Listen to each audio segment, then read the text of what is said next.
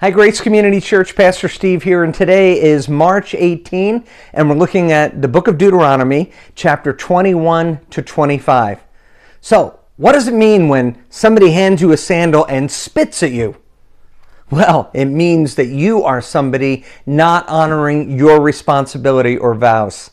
So, as we look at this passage, there are so many instructions, and if I was to take a yellow pen and circle all the issues that are confusing to me, I, as a pastor, would have a lot of them. And I come down to this. There are questions in this section of Scripture that I will go to heaven and say, I don't understand this one. Explain this to me. But here is what I need to know, and here's what I can apply immediately. This passage contains so many things that help me live in a practical way. Now, when you read the sections on divorce, and particularly a man who is rejecting his wife, and then you read in the passage that he must stay married to her, and you're like, is that fair to the woman? How could that be a good thing?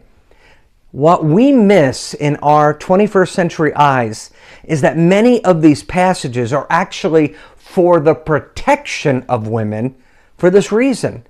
A woman has a right to a child. Thus, if her husband dies, the brother of the husband must marry that woman so she can have a child. And why is that so important? For the rights of inheritance. It is to preserve that woman's family's inheritance. And so when you see those kinds of phrases, you have to pause and say, is this actually the protection of the woman? And then there are so many things that are practical. For example, did you ever find something that belongs to someone else and you kind of know who it belongs to? Is that okay if you don't return it? Well, the passage talks about you find an ox that is lost and you know it belongs to a neighbor. You have the responsibility to return that. Just yesterday, I was taking a walk. I saw a set of car keys on the ground. If I have the means to do something about that, should I do something about that? The text is very clear. Yes, I should. Or how about this one? Men shouldn't wear women's clothing. Women shouldn't wear men's clothing. Well, maybe it doesn't apply today. Well, I'm going to go with the plain reading of the text and say that we should dress appropriately within our culture to reflect God making us a man or God making us a woman. That's what the text seems to say. Pretty clear, pretty black and white. Or how about this? You're making a repair on your house and you know you're supposed to get a permit. You know you're supposed to use a licensed electrician. But you know what? You're going to bypass all that stuff. And your house isn't quite safe.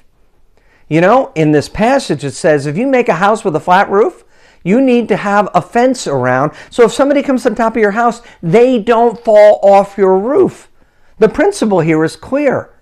When you're building, when you're working on your house, do things up to snuff that nobody is going to be endangered.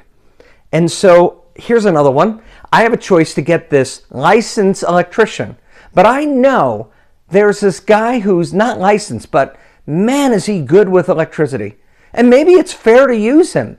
But here's what Moses says. Pay the man what he deserves. I look at these things and I see so many things that I can apply. Here's another one.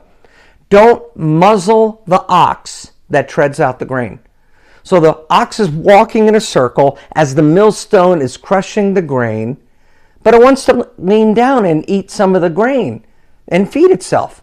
But some people are so cheap, they muzzle the ox. So you have an employee, and he's working at your business, and you're working hard hours, and he decides to take a soda out of the company refrigerator. And you're like, how dare you steal from the company? Don't muzzle the ox that treads out the grain.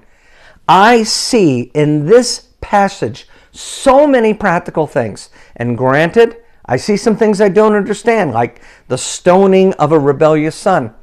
I understand what's happening, but I don't necessarily understand why and how. Here's what I'm going to do. As I go through a passage like this, I'm going to focus on what I clearly understand. And on the others, I'm going to leave it in God's eyes to help me understand at another time. Maybe glory. On the screen, I have sandals. The principle is take care of your brother's wife. Be sure to help her. I learn from this. I hope you do too. Hey, we'll see you tomorrow. God bless.